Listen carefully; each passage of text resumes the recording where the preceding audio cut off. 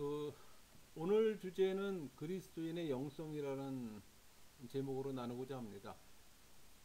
여러분, 영성이라는 용어가 유행하고 있지만 영성에 대한 정리가 너무 다양하고 또 명확히 정리한 책을 찾기가 어려운 것이 또 현실입니다.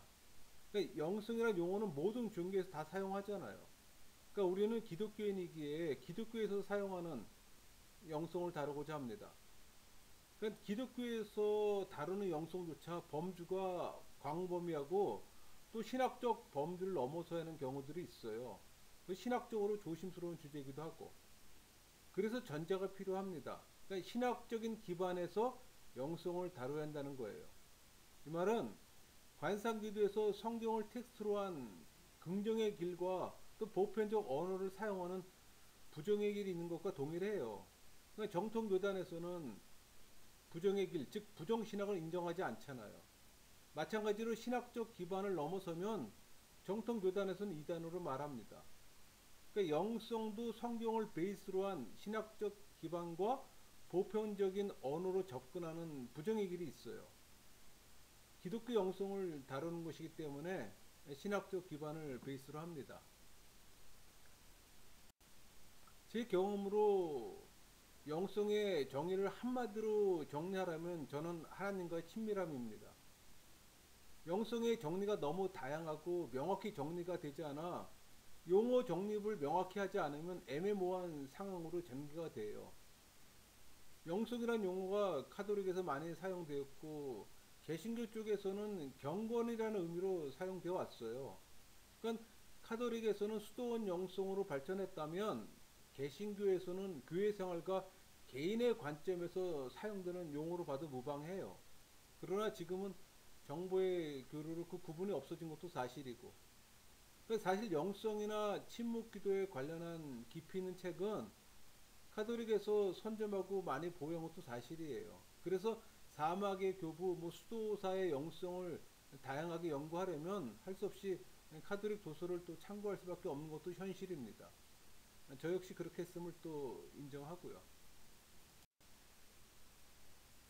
경건과 영성을 같은 개념으로 이해해도 무방해요. 그러니까 영성의 용어가 애매모호하면 개신교에서 익숙한 경건으로 접근해도 무방합니다. 여러분, 회심한 그리스도인의 기준은 지식이 아니라 경건한 삶이잖아요. 경건은 사랑에서 나온 두려움입니다. 그러니까 사랑과 경애는 하나님께서 우리에게 베푸시는 은혜를 생각할 때 일어나는 겁니다. 그러니까 거룩한 두려움은 하나님의 공의와 선악간의 심판도 받아들이는 믿음이잖아요. 그러니까 경건한 사람은 범사에 또 하나님의 권위를 인정하고, 그러니까 하나님의 위엄을 존중하며 또 하나님의 영광을 드러내는데 온 마음을 또 기울이게 됩니다. 말씀에 순종하는 것을 또 당연하게 생각하고, 그러니까 개인적 경건의 삶이 없다면 진정 하나님을 안다고 말할 수 없어요. 그러니까 참다운 신앙생활과 헌신의 뿌리는 머리의 지식이 아니라 경건에 있어요. 그러니까 하나님을 인식하기 위해 바른 믿음을 또 가져야 하는 거고, 하나님에 대한 믿음에 이어 또 하나님에 대한 사랑과 경외를 지녀야 우리가 참 하나님 지식에 도달해요. 어렵죠? 여러분, 일반적으로 용어 사용은 쉽게 하지만 많은 이들이 본질에는 접근하지 못하고 왜곡에서 맴드는 것도 사실입니다. 여러분, 신앙생활의 최고 목표가 뭘까요? 아마도 경건한 삶일 겁니다. 하지만 쉽지 않아요. 참된 믿음은 하나님을 아는 지식과 경건이에요. 믿음이 좋다는 것은 이 두 가지를 가졌다는 겁니다. 그러니까 참된 믿음의 소유자가 경건의 열매를 맺고, 또 경건의 열매는 참된 예배와 또 헌신이에요. 그러니까 맹목적인 헌신을 말하면 아닙니다. 그러니까 경건엔 두 요소가 있어요. 사랑과 경외. 그러니까 하나님을 사랑하는 마음과 하나님을 두려워하는 마음. 그러니까 하나님은 영과 진리로 또 예배하는 자를 찾는데 바로 이런 자입니다. 그러니까 자기 내면의 심령과 하나님을 아는 지식으로 예배하는 자를 말해요. 또 경건한 자는 모든 것을 하나님에게 또 기인시킵니다. 그러니까 즉 하나님을 제일 원인자로 인식하고 경외해요. 창조하시고 섭리하시는 또 하나님을 바라봅니다. 또 하나님이 명하신 대로 살고, 그분이 또 심판됨을 인정하고 아버지로 바라보기 때문에 하나님을 경외하고 두려워합니다. 그것이 경건한 삶의 모습이에요. 여러분, 영성이 우리 신앙생활에서 가장 매치시킬 수 있는 용어가 저는 하나님의 임재라고 생각합니다. 그러니까 하나님의 임재 체험이 생활화되지 않은 사람은 영성의 용어 사용이 어울리지 않아요. 제가 서두에 영성은 하나님과의 친밀함이라고 말했잖아요. 그러니까 영성을 추구하는 신앙인에게는 공통점이 있습니다. 우선 그들은 종교인들의 관심사에 흥미가 없어요. 영성을 추구하는 신앙인들은 하나님의 임재를 추구하기 때문에, 여러분이 진정 신앙인이라면 하나님을 아는 자리는 물론이거니와 하나님을 만나는 자리를 찾을 겁니다. 하나님의 임재가 느껴질 때까지 진리를 추구할 겁니다. 여러분, 진리와 계시의 차이는 아주 단순해요. 진리는 하나님 그 자체이고 계시는 하나님을 보여주는 겁니다. 현대 교회는 하나님을 알고자 하는데 많은 시간과 에너지를 소비합니다. 여러분, 진정 하나님의 임재를 추구하는 신앙인에게는 이 모든 것이 유치해요. 영성을 추구하는 신앙인들은 하나님 그 자체를 추구하기 때문에, 경건한 신앙인은 하나님의 임재를 추구합니다. 하나님을 인격적으로 만난 다른 사람도 마찬가지예요. 우리가 원하는 것은 오직 그분과 함께하는 겁니다. 그러니까 깊은 관계 안에 들어가기 위해 또 엄청 노력해요. 그 노력은 종교인은 상상도 못합니다. 많은 이들은 하나님을 안다고 생각해요. 하나님이 좋아하는 것과 싫어하는 것을 확실히 안다고도 생각해요. 그러나 그렇게 생각하는 사람들에게 들려오는 음성이 있어요. 너는 정말 나를 아니? 너는 정말 나를 원하니? 많은 이들은 안다고 원한다고 대답합니다. 아니요. 많은 수는 그렇지 않아요. 사역에 열심인 자들이 빠지기 쉬운 착각이에요. 사역을 성공적으로 잘하는 사람일수록 더 큰 착각에 빠집니다. 하나님을 위해 많은 일을 하는 사람일수록 더 큰 착각에 빠져요. 제가 장담컨대 사역자는 영성가가 될 수가 없어요. 사역에 분주할수록 하나님의 임재는 멀어집니다. 여러분, 사역과 영성은 반비례해요. 즉, 사역의 분주함은 영적 게으름을 가져옵니다. 그래서 많은 이들이 사역을 끝내고 쉴 때 깨달아요. 모든 사역의 업적과 공로는 종교성을 띄웠을 뿐 영성과는 멀었다고. 교회 생활에 익숙한 사람일수록 개인적 영성과는 거리가 멀어요. 나중에 교회에 신물이 난다는 표현도 하기도 합니다. 교회의 많은 시간들이 단순히 종교 행위에 지나지 않음을 깨닫고 또 후회해요. 왜 그럴까요? 신앙인의 정체성이 아닌 종교인의 모습으로 살았기 때문에. 그러다 뒤늦게 하나님에 대한 갈급함이 느끼고 또 새롭게 시작합니다. 그렇게 하는 사람은 그나마 다행이지만 그런 인식도 없이 영영 교회 안에 종교인으로 살아가는 신자가 또 다반사입니다. 여러분, 갈급함을 느끼기 시작한 사람은 뭔가를 더 필요로 합니다. 그러니까 하나님을 아주 가깝게 만나고 싶어 죽을 지경입니다. 영성의 의미를 아는 자가 되는 거예요. 임재의 편안함을 경험해 보셨나요? 하나님의 임재가 좋아 그 자리를 떠나고 싶지 않은 경험을 해 보셨나요? 그러니까 기도에서 하나님의 임재를 구해 보셨어요? 기도에서 뭔가 벌어지는, 그 벌어질 것 같은 그런 경험 해 보셨나요? 여러분, 우리가 원하는 것은 하나님이에요. 우리 모두는 하나님의 임재를 찾는 동역자고, 우리 또 모두는 뜨겁게 그분을 또 갈망해요. 여러분은 기름 부음, 아니 성령의 터치를 경험해 보셨나요? 온몸을 떨며 울어 보셨어요? 숨막힐 듯한 공기 속에 하나님의 임재를 경험해 보셨나요? 호흡이 답답할 정도로 영성을 추구하는 자에게 주어지는 선물입니다. 찬양팀이 눈물을 주체할 수 없을 정도로 찬양 인도가 어려워하는 것을 본 적이 있습니까? 또 하나님의 임재가 너무 강렬하면 모든 예배자는 손 놓고 그 상황 속에 빠질 수밖에 없어요. 제가 자주 인용하는 이사야 6장의 상황처럼 성전에 여호와의 영광이 가득했던 것처럼 성령 충분과 성령 충만의 임재를 느끼는 그 상황에서는 숨죽여 눈물만 흘릴 수밖에 없는 상황이고 흐느끼는 소리만 있을 뿐입니다. 그러나 그런 경험을 자주 경험할 수가 없어요. 역대하 7장 14절 볼까요? 내 이름을 일컫는 내 백성이 그들의 악한 길에서 떠나 스스로 낮추고 기도하여 내 얼굴을 찾으면 내가 하늘에서 듣고 그들의 죄를 사하고 그들의 땅을 고칠지라. 한번 깊이 묵상해 보세요. 하나님의 임재 장소에는 설교도 찬송도 필요 없습니다. 그저 성령만 활동할 뿐입니다. 그 상황의 경험은 친밀함의 극치예요.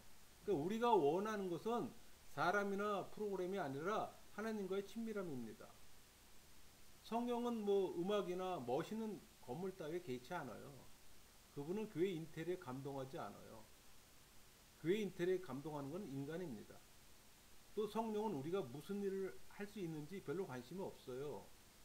그분의 관심은 오직 하나. 너는 나를 원하니? 여러분의 입술에서 저는 주님만을 원합니다 라고 고백해 본 적이 언제인가요? 많은 이들이 하나님이 주시는 것들을 누리지 못한 채 나약한 그리스도인으로 살아가고 있습니다. 이유가 뭘까요? 우리가 하나님과의 친밀한 가운데 은혜 주실 하나님을 바라지 않기 때문입니다. 왜? 내 힘으로 할 수 있는 게 너무 많고 또 하려고 합니다. 저는 그것을 탓하려는 것이 아니에요. 많은 그리스도인들이 선하게 살아가고 있음도 알아요. 그러나 그 이상의 것이 훨씬 많다는 것도 기억하세요. 많은 사람들이 그리스도를 받아들이고 회심하고 예배하나요? 이 시대의 교회사 속에서 일어났던 부흥이 일어날까요? 여러분은 어떻게 생각하세요? 하나님은 우리의 부흥을 보고 싶어 하실 텐데 우리는 교회 팽창에 열을 올리고 하나님은 우리에게 당신의 임재를 나타나고 싶으실 텐데 우리는 너무 풍족해서 지금은 필요 없고 나중에 필요할 때만 찾지 않나요?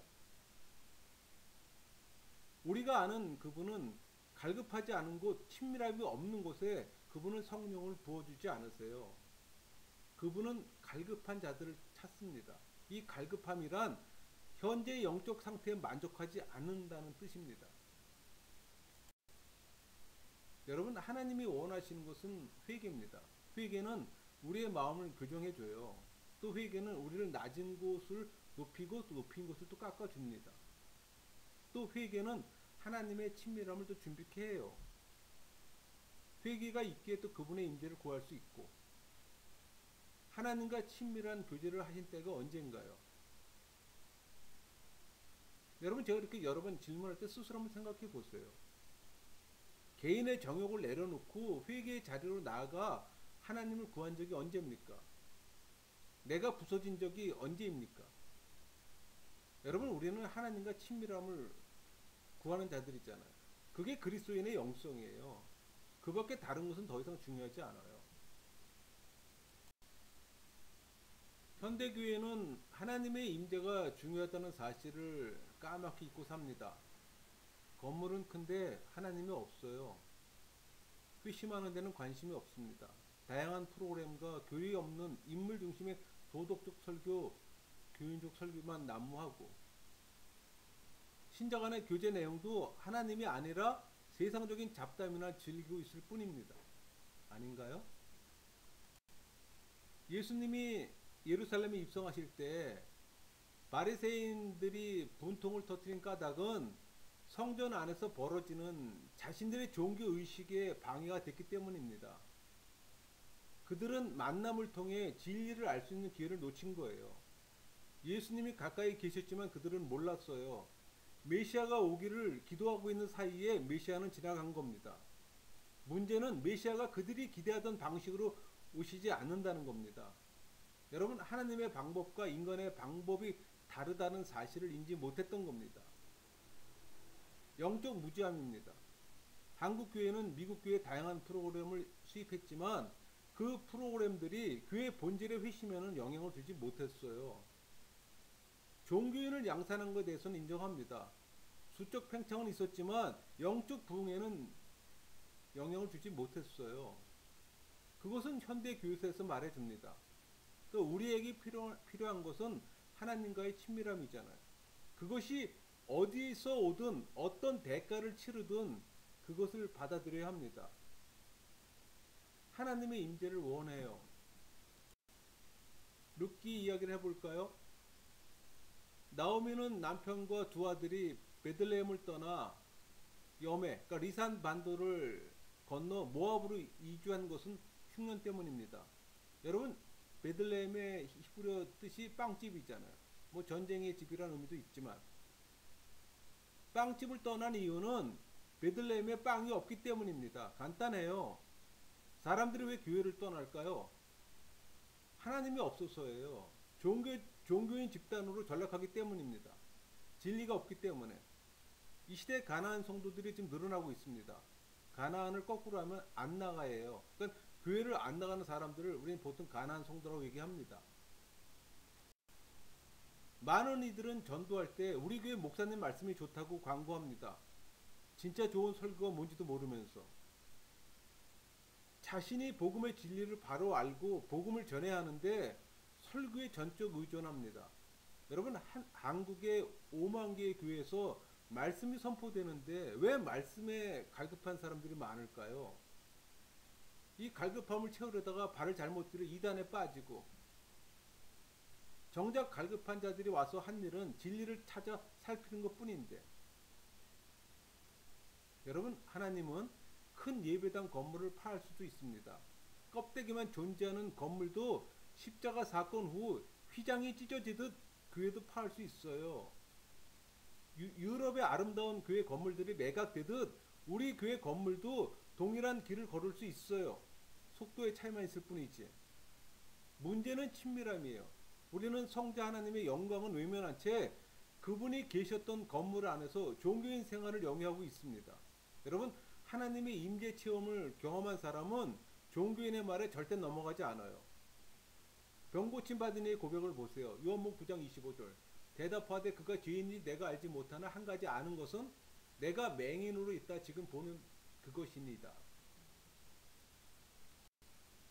제가 여러분을 하나님의 임재 안으로 이끌 수만 있다면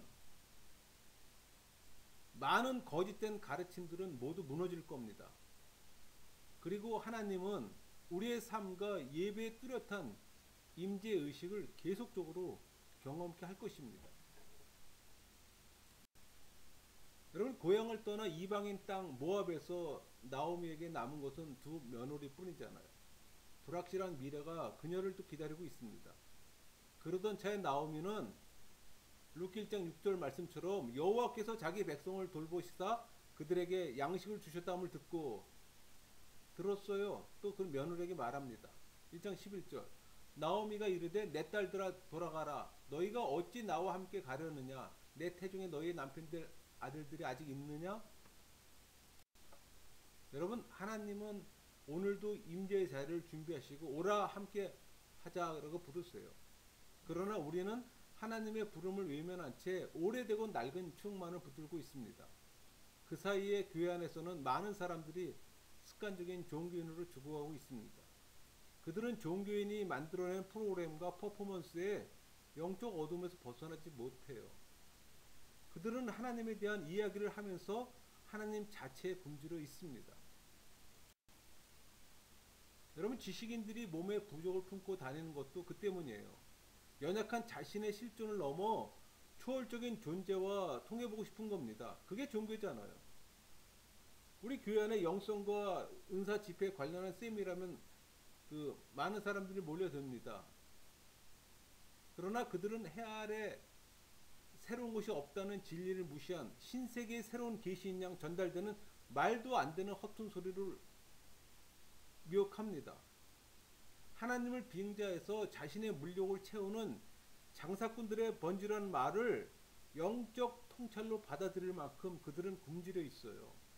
그러니까 세상은 영적으로 갈급할 대로 갈급해 있습니다. 사울이 하나님과 관계가 끊어져 방황하는 좋은 예잖아요. 여호와를 만날 수 없게 되자 그는 말합니다. 내가 급하니 용한 무당이라도 찾아와라. 그를 통해 영적 세계와 연결해야겠다.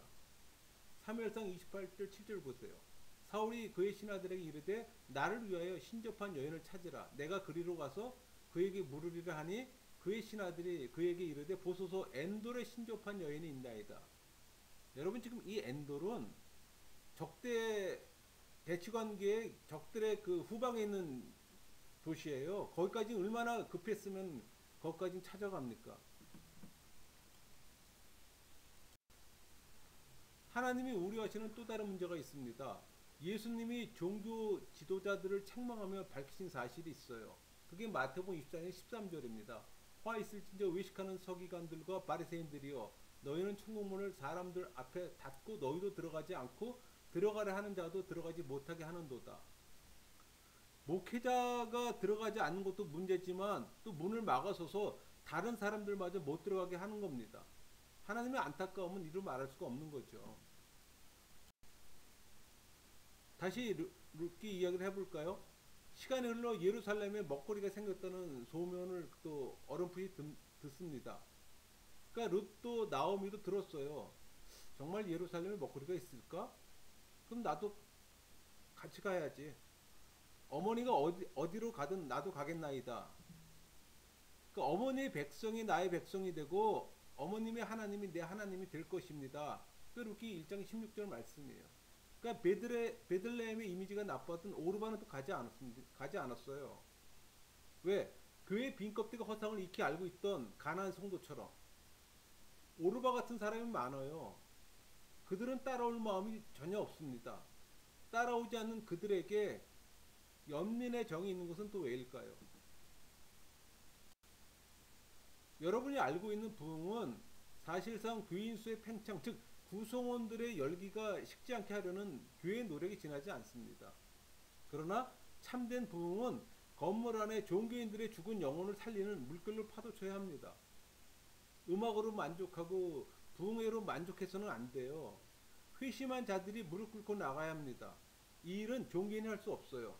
많은 사람들은 많은 부흥회를 경험했어요. 그러나 변하지 못했잖아요. 한순간에 퍼포먼스로 끝났잖아요. 종교인들이 주최하는 부흥 퍼포먼스는 아무런 역사가 없습니다. 차라리 하지 말고 교리교육시키는 게 나아요. 왜냐하면 그 이상 어떤 일도 일어나지 않음을 알기 때문에. 회심하지 않은 종교인은 영혼 안에 내재하는 죄의 지배를 받아 하나님에 대한 갈팡이 없도록 영혼의 잡동사니로 가득 채워 있습니다. 오랜 세월 그 상황은 익숙해져 있고 또 익숙해지면 스스로가 회심한 것처럼 착각 속에 살아가요. 그게 가짜 회심이에요. 그러니까 우리를 영적 어둠에 살게 하면서 또 세속의 형통함을 먹고 살도록 또 철저히 길들여져 있습니다. 그래서 우리는 하나님의 은혜의 모습만으로도 만족해요. 실상은 은혜도 아닌데 영화만 봐도 경험하는 정서적 감정의 느낌일 뿐인데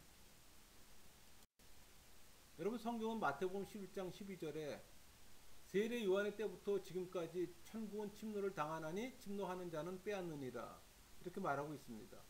그러니까 하나님께 대한 영적 갈급함은 자기의 인격조차도 잊어버릴 정도로 절박해야 합니다. 여러분 인격조차도 잃어버린다는 표현은 절박할 때 나오는 무례함을 말하는 겁니다. 여러분 불치의 혈압병에 걸렸던 여자는 어땠나요? 그녀는 군중을 악착같이 밀치고 들어가 끝내 예수님의 옷자락을 만졌어요. 우리 마태복음 9장 20절에서 22절까지 볼까요? 12해 동안 혈루증으로 앓는 여자가 예수의 뒤로 와서 그 겉옷가를 만지니 이는 제 마음에 그 겉옷만 만져도 구원을 받겠다 함이라. 예수께서 돌이켜 그를 보시며 이르시되 따라 안심하라 네 믿음이 너를 구원하였다 하시니 여자가 그 즉시 구원을 받으니라. 가나안 여자는 어땠나요? 그녀는 귀신 들린 딸을 구해달라고 예수님께 끈질기게 매달렸어요. 15장 22절 28절 말씀 있잖아요. 27절 말씀 볼까요? 여자가 이르되 주여 올소이다마는 개들도 제 주인의 상에서 떨어지는 부스러기를 먹나이다 하니 자존심도 다 버렸습니다. 그만큼 절실했던 거예요.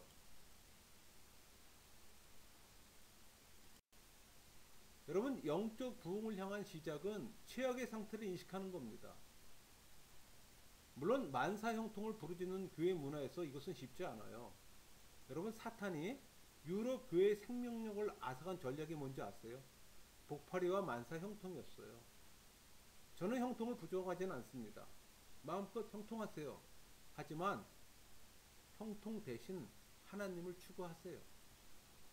상당수는 처음에는 하나님을 추구하다가 결국에는 만몬을 추구하게 합니다. 우리는 기도해야 합니다. 우리가 사는 이 시대는 주님이 필요해요. 주님이 계셔야 합니다. 이제 은혜의 흉내나 내는 수준에서 벗어나야 합니다. 여러분, 성령이 우리를 이끄는 진정한 은혜를 경험해야 합니다. 그러려면 주님과의 친밀함을 경험해야 합니다. 그게 영성이에요. 저는 성경을 읽고 공부하면서 진정으로 하나님을 인격적으로 만나 신앙인이 된 후에 종교인이 된 사람을 저는 보지 못했습니다. 상당수는 하나님을 인격적으로 만나지 못하고 지식적으로 아는 사람들이었어요. 그 경험은 신학교에서도 볼 수가 있었습니다. 목사라는 직업을 위해 신학을 하시는 분들도 있었다는 말입니다. 여러분, 지금 그 사회적 물의를 일으키는 그 상당수의 목회자들이 과연 중생하고 회심한 분인가? 솔직히 인정하기 어려워요. 그런 상황에서 영성을 논할 수가 없죠. 구약 성경에서 선지자의 참과 거짓의 구분처럼 이 시대도 참 목자와 거짓 목자의 구분이 필요한 어떤 영적 분별력이 필요합니다. 사울이 예수님을 다메섹 도상에서 만난 것처럼 우리에게도 체험이 필요합니다. 기독교는 체험의 종교잖아요. 그래서 하나님의 임재 체험은 중요합니다. 그것은 하나님과 친밀함을 가질 때 또 기회가 오고 경험해요. 편안한 세속과는 거리가 멉니다. 여러분, 하나님의 사람들은 기록된 말씀으로 인도받는 경우가 많아요. 그러나 성경에 의하면 하나님은 우리가 그 상태를 넘어서기를 원하세요. 무슨 말인가 하니 성령의 인도함을 받기 원하신다는 얘기예요.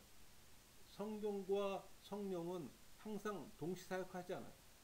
어떤 이들은 성경을 문자적으로 해석하고 순종해야 한다고 주장합니다. 그러나 주님은 우리의 마음이 주님을 향해 민감하고 성숙해져 그분께 인도받는 데까지 이르길 원하세요.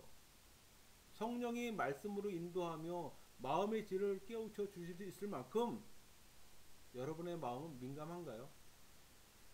다른 말로 여러분의 영적 안테나를 하나님의 말씀과 성령에 맞춰져 있나요? 하나님의 임재하는 장소는 항상 놀라운 일들이 벌어집니다. 야곱과 그 가족들이 베델, 즉 하나님의 집을 향해 떠나자 재미있는 일이 벌어졌어요. 우리 창세기 3장 35장 3절에서 5절까지 말씀에 여기서 그 두려워하다 35절에 두려워하다는 말씀이 있잖아요. 히타트 공포, 두려움, 산산이 부서지다는 뜻입니다. 그러니까 야곱이 하나님의 명령에 순종하여 베델로 올라갈 때 하나님께서 주권적으로 세계 주위 마을 사람들의 그 마음을 주관하심으로 그들의 마음이 평정이 그 산산이 깨져 크게 그 두려워하게 하셨음을 우리는 알 수가 있어요. 그러니까 여호와를 두려워하는 마음이 이 세상에서 회복되기 원한다면 교회는 하나님의 임재의 장소인 베델로 돌아가야 합니다. 구약적 표현 기름 부음의 목적은 사람들 마음에 들기 위해서가 아니라 왕이신 하나님의 마음에 들기 위해서입니다. 그러니까 에스더는 귀레대로 1년간 몸을 정결케 했어요. 에스더는 왕과 하룻밤을 보내기 1년을 준비한 겁니다. 여러분, 교회에서 설교가 좋았어요. 노래 실력이 대단하네요. 이런 말로 인간에게 영광과 시선을 돌릴 때 우리는 그분의 기름 부음의 불륜을 행하는 겁니다. 그것은 인간을 기쁘게 하는 행위이기 때문에 여러분, 기름 부음의 참 목적은 왕의 총애를 얻는 겁니다. 그러니까 성소의 모든 물품 안팎에는 거룩한 기름으로 바르도록 되어 있어요. 기름 부음의 최종 목표가 휘장을 지나 그분의 영광 안으로 들어가도록 준비시키는 것임을 여러분 깨달아야 합니다. 기름 부음에 머물고자 하는 이유는 육신적 느낌 때문이에요. 기분이 좋거든요. 반면 하나님의 영광이 임하면 육신은 그다지 편하지 않습니다.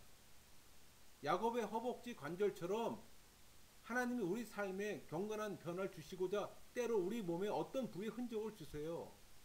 하나님의 영광에 접할 때마다 우리 안에서는 뭔가가 죽어야 합니다. 더 많이 죽을수록 우리는 하나님과 더욱 가까워지고 우리는 기름 부음을 넘어서 하나님의 영광으로 초대하시는 그분의 음성에 순종하고 친밀감을 유지해야 합니다. 여러분, 하나님은 생사화복만 구하는 자들에게는 오시지 않아요. 하나님은 그분의 임재를 구하는 자들에게 오십니다. 그러니까 구약 시대에는 자기 얼굴을 보이지 않는 것은 일부러 상대를 피한다는 뜻입니다. 그러니까 하나님은 교회에서 소리 높여 가르치는 일에 지쳤어요. 그분은 눈빛으로 우리를 인도하기 원하십니다. 그러려면 친밀함을 가져야 합니다. 친밀함 속에 들어가면 그분의 마음을 얻을 수가 있어요. 우리가 회심으로 그분의 자리를 준비하는 것만이 하나님의 순간 방문을 평생 동반으로 바꿀 수 있는 유일한 방법입니다. 현대교회는 사실 부흥의 본질을 모릅니다. 참 부흥이 무엇인지 개념조차 없어요. 리더와 훌륭한 음악 시스템, 교회 등록을 결단하는 자들만 있으면 부흥인 줄 압니다.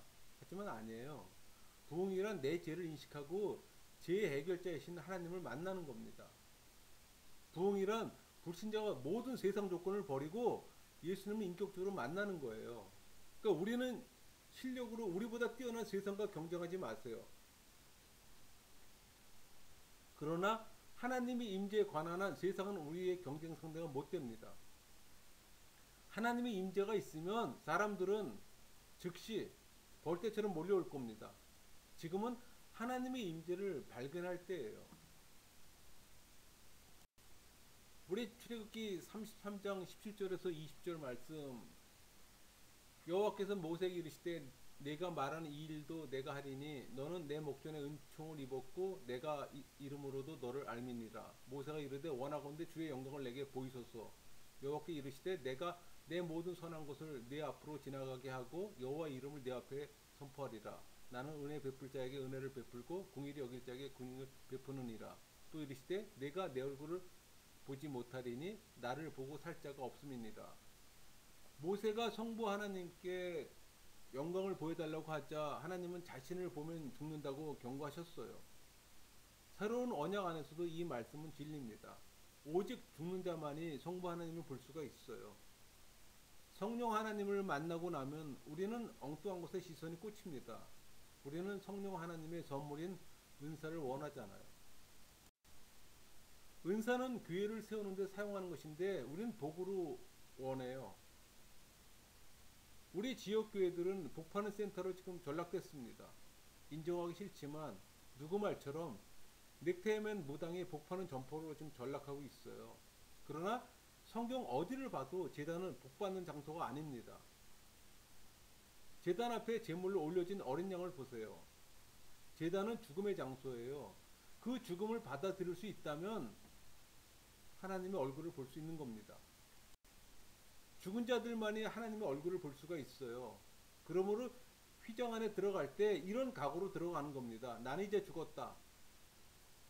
구약의 대제사장은 다른 제사장들이 자기 발목에 줄을 묶는 동안 지성소를 갈라놓은 두꺼운 휘장을 바라보면서 자신의 처지가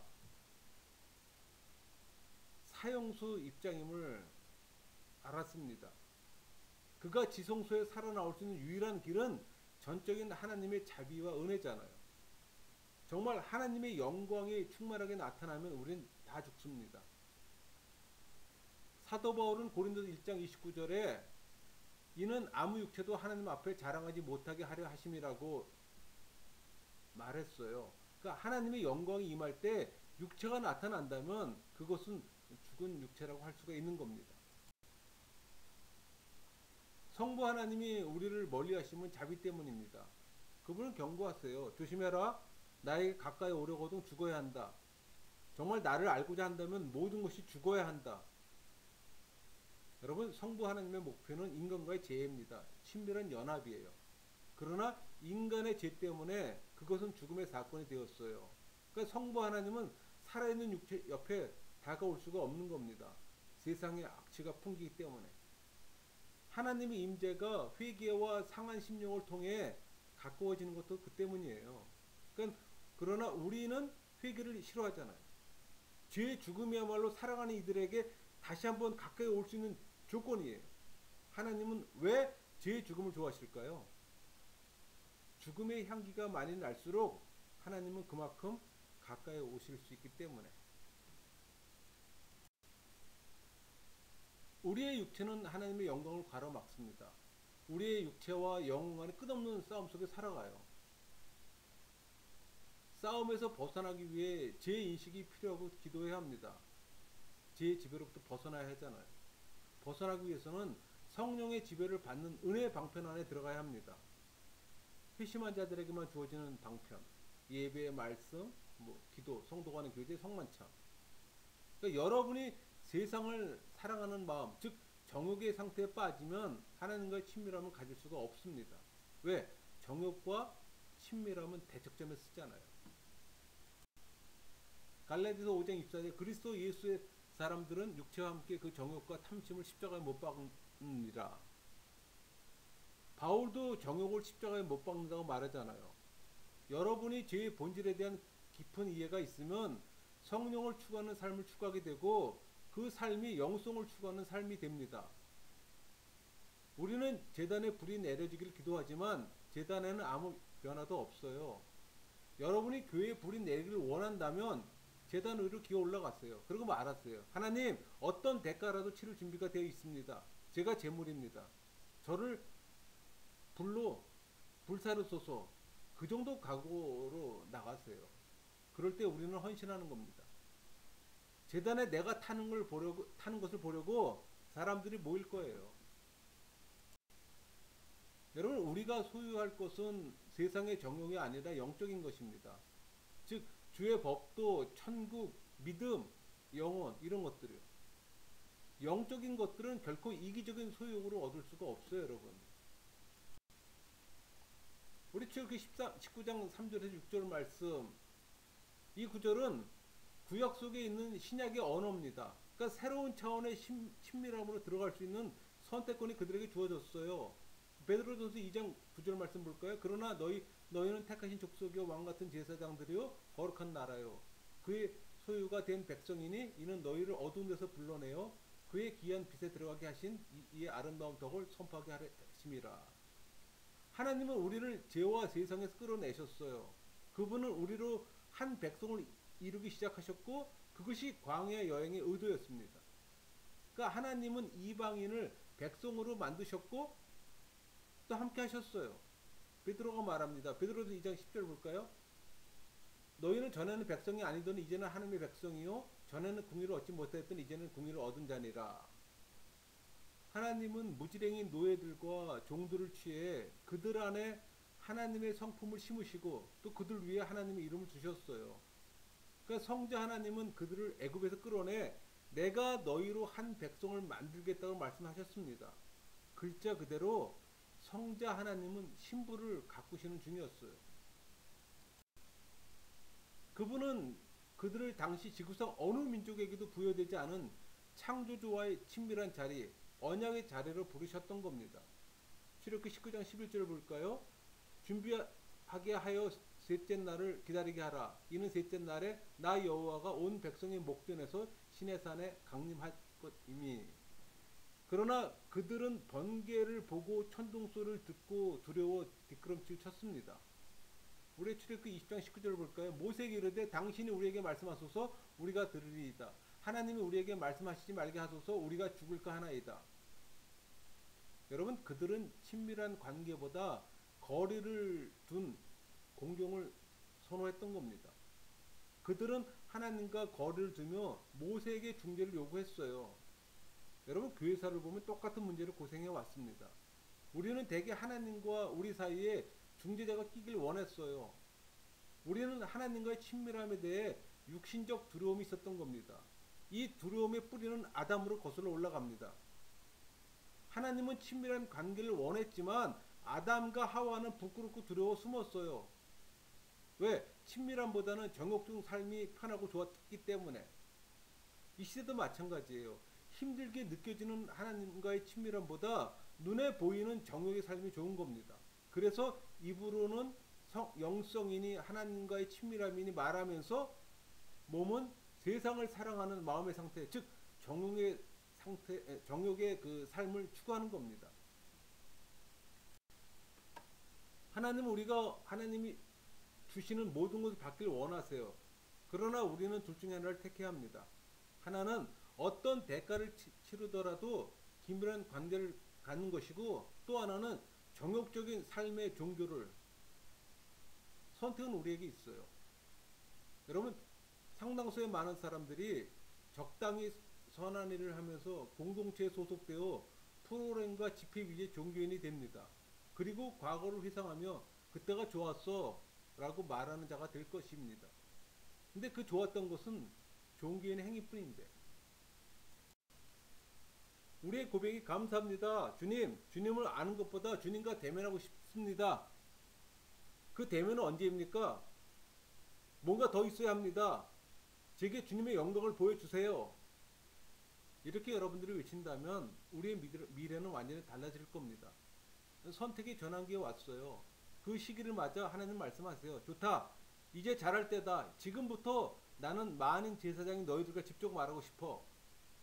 더는 중재자를 두지 않겠다. 나는 모세를 사랑한다. 하지만 반드시 모세를 통해 너희에게 말하고 싶지 않아. 내 나라 내 백성으로 너희를 직접 상대하고 싶다. 해답은 중재자 없이 직접 하나님을 애타게 갈급하는 겁니다. 여러분, 초대교회는 신약 성경에 없었어요. 그러나 그들은 친밀하게 하나님과 대화하며 살았던 겁니다. 그들 영혼 속에는 하나님의 말씀이 날마다 기록되고 있었어요. 우리 출애굽기 20장 19절을 볼까요? 모세에게 이르되 당신이 우리에게 말씀하소서 우리가 들으리이다. 하나님이 우리에게 말씀하시지 말게 하소서 우리가 죽을까 하나이다. 이렇게 말했던 이스라엘 백성들은 십계명에 부합되게 살고 싶지 않았던 겁니다.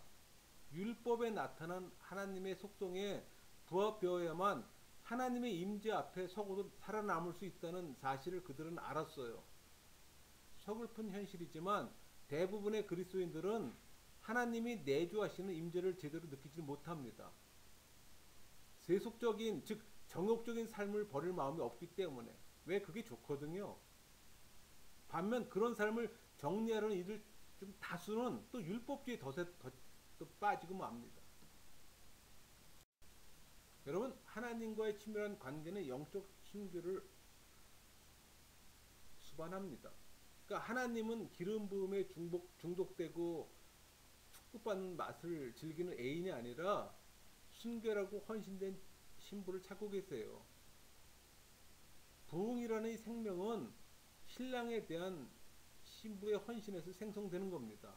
현대사에서 역사적인 부흥 사건이 미국의 땅에서 한 번도 일어나지 않는 이유는 뭘까요?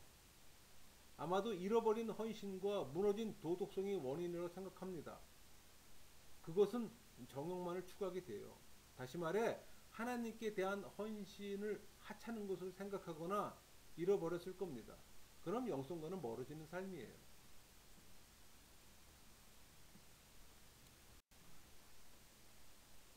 죽어야 한다. 모세에게 나를 보고 살 자가 없음이니이다 라고 말씀하신 이 하나님이 곧 우리의 성자 하나님이세요.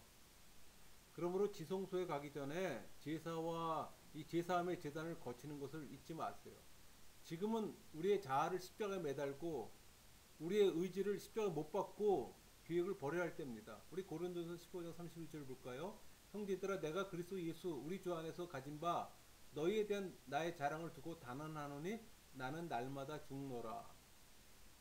나는 날마다 죽는다는 이 사도 바울의 말은 나는 날마다 하나님의 임재 안에 들어간다는 말입니다. 그러니까 피하지 말고 들어가세요. 편안한 거 안락을 쫓는 종교인의 삶을 던져버리고 하나님을 경험하는 신앙인의 삶을 선택하세요. 제 경험에 하나님의 임재가 처음 올 때는 아무 경고 없이 갑자기 옵니다. 그러나 이후에 오는 하나님의 임재는 초청을 받아야만, 즉 우리의 갈급함에 표출이 있어야만 와요. 여러분은 하나님의 임재를 구하는 사람으로 대가를 치를 용의가 있습니까? 여러분, 이 시대 교회는 거룩함을 상실하고 있어요. 영적 삶에 대한 갈망이 세상의 세속주의에 밀려나고 있음을 우리는 봅니다. 그런 환경에서는 부흥을 기대할 수가 없어요. 부흥이 없는데 어떻게 하나님과의 친밀함을 이룰 수가 있습니까? 말로만 떠드는 공허한 메아리일 뿐이지. 우리는 하나님의 임재를 바르게 경험하는 법을 배우고 체득해야 합니다. 좋은 것과 최선의 것 중 어느 것을 택하시겠어요? 여러분이 하나님의 최선을 선택한다면 여러분이 생각하는 좋고 무난한 것들을 희생해야 합니다. 아깝더라도. 아벡 전투에서 언약궤를 빼앗기고 20년 넘게 사울왕은 언약궤를 예루살렘으로 가져오는 데 관심이 없었어요. 그러나 다윗은 달랐습니다. 다윗은 그 언약궤가 필요했던 거예요.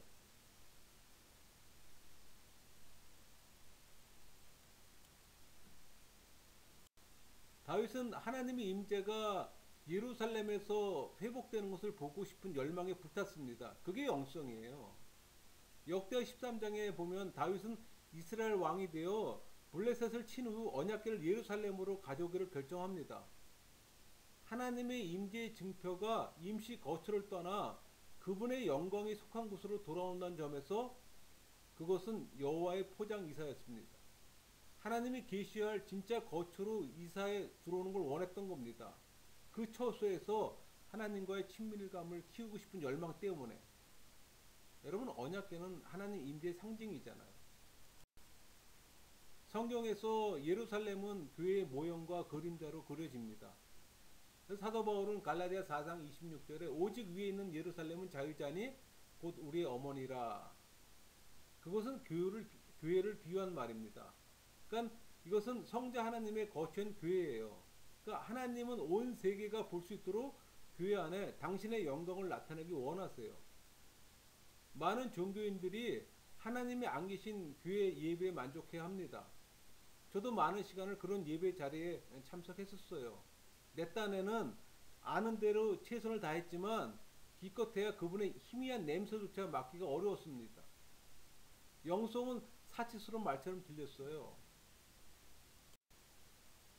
우리 사무엘하 6장 3절에 10절까지 보면 다윗과 그 무리들은 하나님의 거룩함을 인간의 손으로 다루려고 했잖아요. 하나님의 거룩하심과 영광을 다룰 때는 어떻게 할까요? 여러분, 인간적 방법을 사용케 하는 것은 잠깐입니다. 다윗 행렬이 나곤의 타작마당에서 그 소들이 뛰었잖아요. 근데 그 소를 뛰게 하신 분이 하나님입니다. 하나님의 방법과 인간의 방법은 다른 거예요. 그것 때문에 우리는 어쩔 수 없이 이것이 옳은 일인가 묻게 되는 겁니다. 여러분, 다윗의 문제는 무리들이 인간의 방법을 사용했을 때 터졌습니다. 소들이 뛰자 우사는 귀가 넘어지지 않고 손으로 잡았잖아요. 여기 우사의 이름 뜻은 힘, 담력, 위험, 안전이에요. 나곤이라는 히브리어 단어는 엉뚱하게도 준비됐다 올바르다는 뜻을 갖고 있습니다. 하지만 말할 것도 없이 그들은 준비되지도 않았고 올바르지도 않았어요. 하나님은 괴를 떨치고 나와 인간의 계획을 또 숲으로 돌리셨어요. 여러분이 타작마당에 도착했다면 이제 자문할 때입니다. 우리가 진정 일을 할 자인가? 값을 치를 각오가 돼 있는가? 어떤 대가가 따르더라도 하나님께 순종할 것인가? 하나님의 임재를 대하는 방법을 배울 각오는 돼 있는가? 여러분, 하나님을 구태의연한 박스 안에 가두거나 인간이 만들어낸 프로그램에 묶어두는 것에 만족한다면 차라리 다른 곳으로 가야 할 겁니다. 3개월간 하나님이 오벳에돔 집에 복 주신다는 소식이 들려오자 다윗은 언약궤에 대한 고민을 했습니다. 하나님의 임재와 영광이 초라한 농부집에 많은 복을 가져다 주었다면 한 나라에 미칠 수 있는 영향은 엄청날 겁니다. 이 두 번째 시도 때에 다윗은 비로소 레위인들과 아론의 후손 제사장들의 참 목적과 기능을 발견한 겁니다. 그리고 언약궤 양쪽에 달린 고리에 나무 막대를 끼도록 되어 있다는 걸 처음 알았어요. 여러분, 우리는 하나님의 세계와 하나님의 영광을 바로 알아야 합니다. 우리도 다윗 왕과 같은 상황에 처해 있어요. 우리의 가장 큰 위험은 거룩한 것을 평범한 것으로 여기는 겁니다. 우사와 같이 하나님의 영광에 마구잡이로 손댑니다. 갈급함으로 초대하는 하나님의 능력이 내게 임할 때 그분에 대한 경외의 마음을 회복시키세요. 우리는 죄인의 육신에 미치는 하나님의 영광의 파워를 깨닫고 조심할 필요가 있습니다. 하나님의 영광을 제자리로 옮기려는 다윗의 두 번째 시도에서 주목해야 할 것이 더 있어요. 다윗이 레인들과 아론 자손들을 제사장 직무로 다시 불러 언약궤 수종을 맡기면서 한 엄숙한 경고예요. 이것은 오늘날 하나님 나라의 많은 제사장에도 그대로 적용됩니다. 우리 역대상 15장 12절 13절 볼까요? 그들에게 이르되 너희는 레위 사람의 지도자이니 너희와 너희 형제는 몸을 성결하게 하고 내가 마련한 곳으로 이스라엘의 하나님 여호와의 길을 메어 올리리라. 전엔 너희가 매지 아니하였으므로 우리 하나님 여호와께서 우리를 찢으셨으니 이는 우리가 규례대로 그에게 구하지 아니하였음이니이다 하니. 우리 모두는 하나님이 세상을 바꾸기를 원해요. 하지만 그분은 우리를 바꾸시지 않는 한 세상을 바꾸시지 않아요. 여러분, 이 땅의 성도들은 하나님께 받을 법적 권리가 있습니다. 하나님 나라를 위해 이 땅을 하나님의 것으로 선포할 권리가 있어요. 여러분, 지금까지 우리들은 교회 건물 벽 안에 신앙을 가둬두는 것에 만족했어요. 이제 하나님은 신앙의 반경을 교회 밖으로 넓히도록 우리를 부르시고 계세요. 이제 하나님을 선포할 때입니다.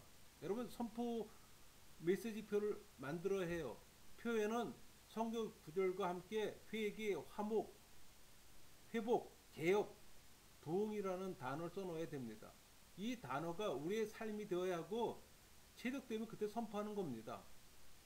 그 선포할 때 우리의 행위는 변명이나 망설임이 없는 적극적이고 담대한 행위입니다.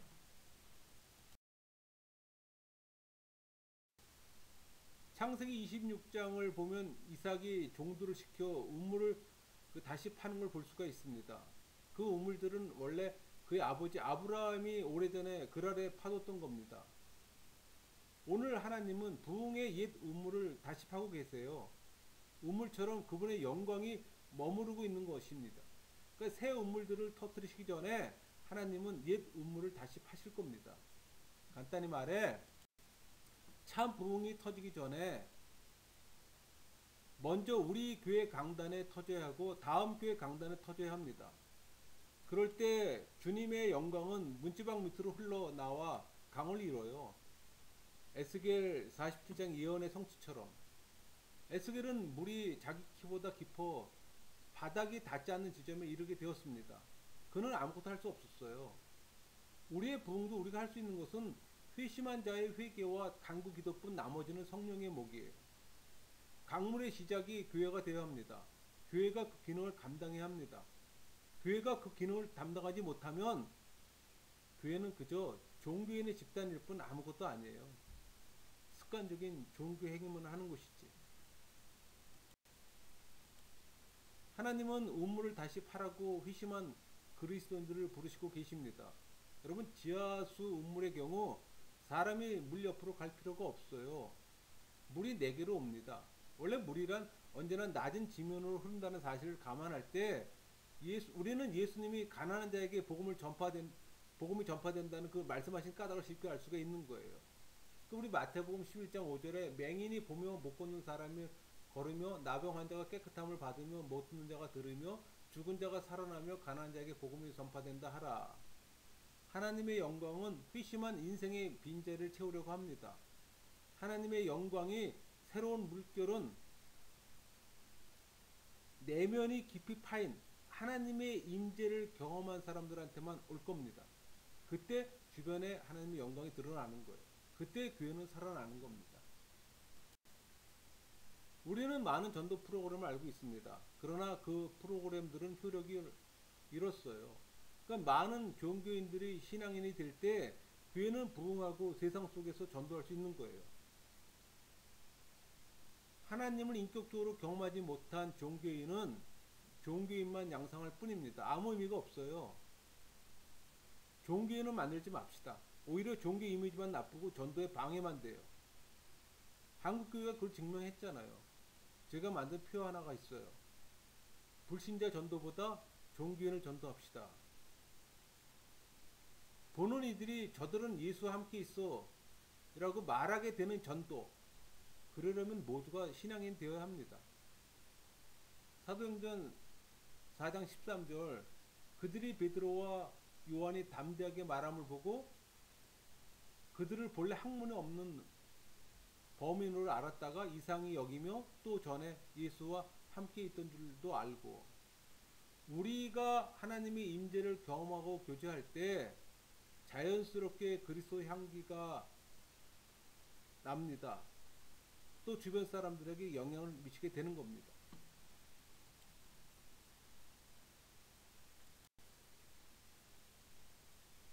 예수님이 데가볼리 지역 거라사에 가셨을 때 그곳에 있던 귀신 들린 사람이 귀신들의 숨막히는 소나기에서 벗어났어요. 또 그 순간 그 사람의 영혼과 육체에서 귀신을 도망가게 하는 것은 또 말씀이었습니다. 그 자리가 하나님의 임재 자리예요.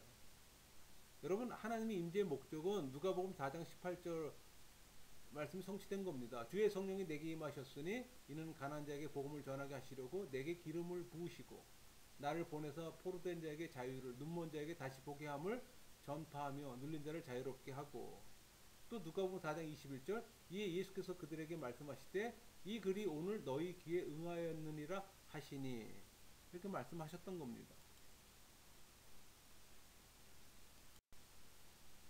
하나님의 영광이 불신자들의 죄의 족쇄를 끊으면 그들은 제단으로 달려오게 돼 있습니다. 다른 방법으로는 올 수가 없어요. 그 누구도 예수님을 통한 회개와 구원의 외에 다른 방법으로는 하나님께로 올 수가 없어요. 아버지께로 오지 못하면 영성이니 하나님의 임재, 하나님과의 친밀함, 이 용어는 허상일 뿐입니다. 문제는 우리가 눈물 없는 값싼 은혜와 간편한 부흥을 통해 하나님께 올 수 있도록 하기 위해서 길을 닦아주려고 했어요. 그러나 주님도 눈치챘어요. 결국 우리한테 남은 것은 일주일도 못 가는 얄팍한 값싼 구원이었습니다. 왜 그럴까요? 사람에게 필요한, 진짜 필요한 것은 통해 자복을 통한 하나님의 영광과 임재인데 우리가 그들에게 준 것은 고작 가벼운 감정 터치였어요. 영화나 드라마를 봐도 경험할 수 있는 감정의 변화를 보고 우리는 착각을 하는 겁니다. 교회는 시간제 영업을 하는 운영 방식을 채택했습니다. 왜 교회는 매일 매시간 영적 만남이 없을까요? 교회는 갈급한 영혼들에게 생명을 공급해야 하는 장소잖아요. 문제는 하나님을 향한 이 시대에 갈급함이 있지 않습니다. 갈급한 영혼들이 교회 문을 두드리지 않는 이유는 갈급함을 채워줄 수 있는 그것이 없기 때문에, 텅 비어있기 때문에. 세상은 교회들의 높은 강단에서 전해지는 통속 설교를 듣는데 지쳤습니다. 선포되는 말씀이 세상 속에 인문학 강의만도 못할 정도로 설교는 죽어가요. 인물 설교, 도덕적 설교, 교훈적 설교, 그런 것은 세상에도 넘쳐요. 교회의 문제가 뻔한데 무슨 권리로 다른 사람들한테 회개는 말할 수 있습니까? 하나님 교회에서는 위선과 교만은 없으나 많은 교회는 위선과 교만이 자랑거리입니다. 이제 할 일은 정직하게 나와 고백하는 겁니다. 그래, 우리는 문제가 있어. 그래, 내가 문제야. 그래서 무릎 꿇고 내가 내 죄를 회개한다. 나와 함께 회개할 사람 있나? 여러분, 회개하는 교회의 모습을 본다면 사회 구석구석에서 수많은 사람들이 나오게 될 것이고, 그럼 거기에는 부흥을 경험하게 되는 겁니다. 우리가 기도할 때마다 구원보다 생사화복을 구해요. 하나님의 축복만 구해요. 우리는 하나님의 임재를 구하며 주님만을 원합니다. 이 간구는 사라졌어요. 담을 쌓았어요. 하나님이 우리에게 원하시는 것은 그저 만나는 것 뿐인데, 물론 우리는 그분에 있는 그대로 드러내기만 하면 됩니다. 그분은 우리에게 영과 진리로 예배를 받고자 기다리고 계세요. 말이나 표면적 행동을 초월한 영적 예배. 하나님은 여러분을 부르고 계세요. 여러분이 그 부르심에 응답한다면 그분은 여러분에게 새로운 부분을 보여주실 겁니다.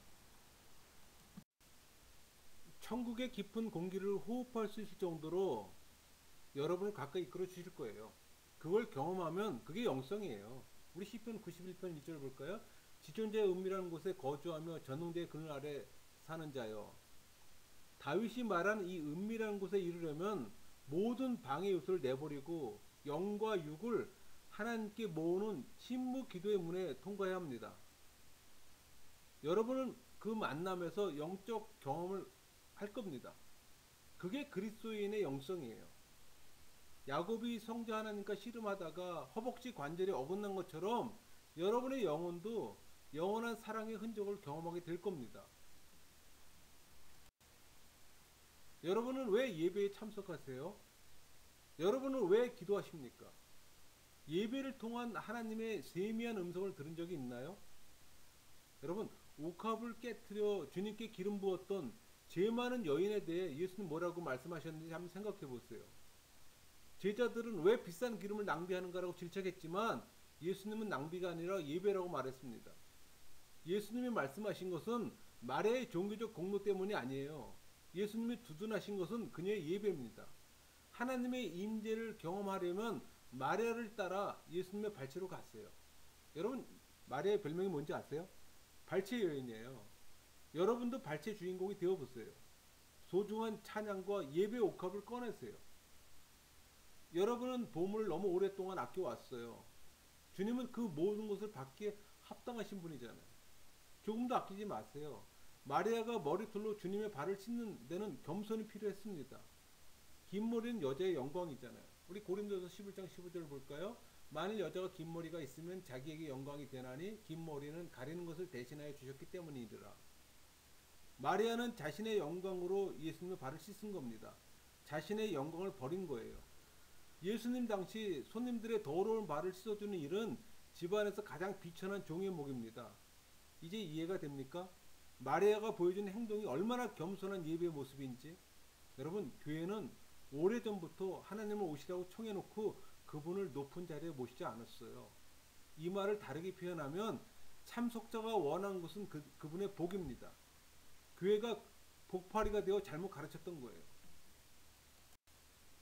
여러분, 마리아의 옥합을 주님이 깨뜨리지 않았다는 점 주목하세요. 마리아가 깨뜨렸어요. 우리 그렇게 하나님과 만나기 원한다면 우리 자신을 깨뜨려야 합니다. 가장 높은 차원의 예배는 깨어진 마음에서 시작돼요. 그러니까 정상에 오르는 지름길이나 공식은 없어요. 아무도 대신해 줄 수 없고 여러분 자신만이 할 수 있는 일입니다. 영성이란 단어가 여러분의 단어가 되어야 합니다. 하지만 그렇게 한다면 하나님이 여러분과 함께하기 위해 만사를 제쳐두고 머무실 거예요. 왜? 그것을 하나님이 가장 좋아하시기 때문에. 여러분, 작은 교회지만 도움 있는 교회들이 있어요. 많은 사람들이 그렇지 못한데 유독 하나님과 친밀한 사람들이 있어요. 이유가 뭔지 아세요? 답은 그들이 깨어진 자들이라는 겁니다. 예배하는 자의 심령이 깨어질 때 하나님의 관심이 우리에게 향하는 겁니다. 그러니까 그분을 향한 우리의 사랑이 다른 사람들의 시선을 의식하지 않을 때 그 일은 시작되는 거예요. 체면 차리면서 하나님의 임재를 구할 수는 없습니다. 자기의 영광을 버려야 합니다. 우리 영광의 끝이 곧 하나님의 영광의 시작이기 때문에. 여러분, 하나님의 임재를 구하는 데 있어서 모세는 끈질겼어요. 그는 하나님을 찾는 것이 그분을 위한 길임을 알았던 겁니다. 그것이야말로 하나님의 가장 큰 기쁨이요. 또 모세는 하나님을 원했어요. 친밀함을 원했던 겁니다. 그것이야말로 우리가 그분께 드릴 수 있는 최고의 선물이요. 또 우리가 받을 수 있는 최고의 선물이기 때문에. 다만 모세는 그분을 구했고 또 그것은 쉽게 주어지지 않았어요. 여러분의 죄가 죽어야 합니다. 여러분이 죽을수록 그분은 가까이 오실 수가 있는 거예요. 여러분, 부흥의 공식은 옛날이나 지금이나 별 차이 없어요. 똑같아요. 여러분이 과거의 작은 경험으로 하나님 앞에 기념비나 세우려 한다면 아마 주님은 막으실 겁니다. 특히 우리가 죄의 죽음과 기도로 그 계시에 대한 대가를 치르지 않는다면 말할 필요도 없어요. 많은 이들은 하나님의 임재에 닿는 지름길을 찾으려고 많은 시간을 노력합니다. 그 말은 고통 없는 소득을 원해요. 그러나 그게 가능할까요? 전혀 가능하지 않아요. 가끔 관상기도를 알고 하나님과 합일의 최고 경지를 경험하고픈 마음으로 그것을 경험하려고 하는 분의 상담을 받습니다. 그때 저는 이야기해요. 묵상과 성령의 내적 음성 듣기가 훈련되지 않았다면, 생활화되지 않았다면 그 기도 상태는 경험할 수 없다고. 그는 다수가 다 실망합니다. 그래도 그게 정답이에요. 영성도 마찬가지고, 하나님의 임재도, 하나님과의 친밀함도 그리스도인들의 소망이잖아요. 그러나 그것은 결코 쉽지 않음을 고백합니다. 그렇다고 가까이 하지 못하는 추상적인 것도 아니에요. 여러분이 진정 신앙인이라면 경험해야 할 과정이고 목표입니다. 단지 종교인은 경험하지 못할 뿐이에요. 여러분 모두가 하나님과의 친밀함을 경험하며 신앙생활 하기를 소망합니다. 그것이 그리스도인의 영성생활이기에. 마치겠습니다.